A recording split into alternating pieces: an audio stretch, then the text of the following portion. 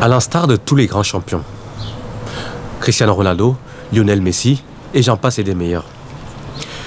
Oui, c'est de ça qu'il s'agit. Jean-Michel Aulas, c'est un grand champion. Ils ont du mal à sortir de la scène au bon moment, et surtout, tête haute. Aujourd'hui, on apprend que Jean-Michel Aulas est viré de façon inattendue par le nouveau propriétaire du club de l'Olympique Lyonnais. Pourquoi et qu'est-ce qui s'est passé? Bonjour, mon nom est Talent. On revient sur qui est Jean-Michel Aulas. Jean-Michel Aulas, c'est probablement le meilleur président de tous les clubs français depuis plusieurs années. Je pense que c'est même le meilleur depuis que le foot français existe. Parce que cet homme-là a pris ce club en état mineur, l'a fait connaître dans le monde entier, a fait connaître le nom de Lyon, a fait rayonner le nom de Lyon, à l'instar de Paul Bocuse, dans le monde entier. Aujourd'hui, quand on voyage à travers le monde, qu'est-ce qu'on connaît de Lyon? On connaît Paul Bocuse, on connaît l'Olympique Lyonnais. Et tout ça, c'est grâce à Jean-Michel Aulas. Et aujourd'hui, apprendre que ce grand homme français, ce grand homme de la région Rhône-Alpes se retrouvait viré à sa propre insu, c'est-à-dire qu'il a pris son éviction de façon surprenante. Alors que contractuellement, il était censé rester là pendant 3 ans supplémentaires après la vente du club.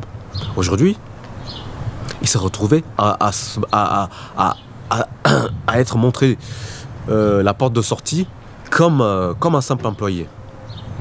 Tout d'abord, toutes les années de Jean-Michel Aulas. Parce qu'aujourd'hui, c'est ce qu'il s'agit. On va essayer de retracer les années Jean-Michel Aulas et surtout essayer de comprendre pourquoi cette nouvelle-là, pourquoi ça arrive aussi soudainement. Jean-Michel Aulas, c'est, comme j'ai dit tout à l'heure, c'est quelqu'un qui a pris ce club en Ligue 2. Qui a travaillé quand il est arrivé à l'Olympique Lyonnais, quand il a annoncé son ambition d'amener l'Olympique Lyonnais au plus haut du football français, on a rigolé sur lui. Les gens ont rigolé. Mais sauf que le mec, il avait de la vision. C'était quelqu'un de visionnaire, c'est quelqu'un qui voyait loin, c'est quelqu'un qui avait de la pêche, il était jeune, il était dynamique.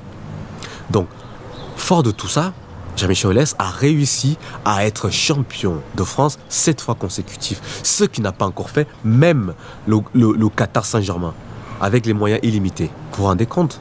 Vous vous rendez compte de la prouesse d'un club qui part de pratiquement de rien à devenir pratiquement jusqu'à une demi-finale de Ligue des Champions. Et qu'est-ce qui s'est passé maintenant que Jean-Michel Aulas se retrouve à être viré? Tout d'abord, ça fait quelques années que l'Olympique Lyonnais ne gagne plus. Ça fait plus de 10 ans que l'Olympique Lyonnais n'a plus gagné de titre. Cette année, il y avait juste un titre à gagner. Vu que le Paris Saint-Germain était éliminé, Marseille était éliminé, il fallait juste aller chercher la Coupe de France qui tendait les bras à l'Olympique Lyonnais. Qu'est-ce qui s'est passé? On se retrouvait à être éliminé par Nantes. Nantes qui est en train de jouer sa peau pour rester en Ligue 1. Vous voyez que quand un nouveau propriétaire, un nouvel actionnaire, comme John Textor, qui est américain, vous savez, les Américains, c'est toujours, ils aiment bien les grandes choses, arrive et voit ce genre de truc, dans sa tête, c'est normal que ça se passe pas bien. Et ça fait aussi quelques années déjà que l'Olympique Lyonnais et ses supporters ne sont plus ensemble. L'Olympique Lyonnais, ils ont du mal à jouer à domicile parce qu'ils ont peur toujours de la pression qui est envoyée par les supporters à domicile. Donc, Jean-Michel Aulas, dans tout ça, pourquoi il se retrouve viré? Parce que c'était lui le chef de tout ça. C'est lui qui a pris Juninho. Il a pris Juninho, d'accord? Il l'a mis en tant que directeur sportif du club. Et derrière, l'a viré et pour garder Ponceau en tant que chef du sportif de l'Olympique Lyonnais. Juninho qui est arrivé avec une certaine exigence. Juninho qui est adulé, c'est le meilleur joueur que l'Olympique Lyonnais ait connu. Et se retrouver avec son image écornée. Et tout ça à cause de Jean-Michel Aulas. Sans parler de toutes les décisions, des fausses décisions qu'il a dû apprendre. Quand Quand il n'y a pas si longtemps que ça, il prend Rudy Garcia, en sachant que Rudy Garcia, c'était le coach le plus détesté de Lyon. C'était le coach qui dénigrait l'Olympique Lyonnais. Quand il décide de le recruter à l'Olympique Lyonnais, il savait très bien ce qui allait se passer. Même si on est allé en demi-finale de finale, mais le mal a été fait. On avait l'impression que pendant tous ces temps-ci, Jean-Michel Aulas était coupé de la base, c'est-à-dire coupé du public de l'Olympique Lyonnais. Il n'écoutait plus rien. Il n'y avait plus grand.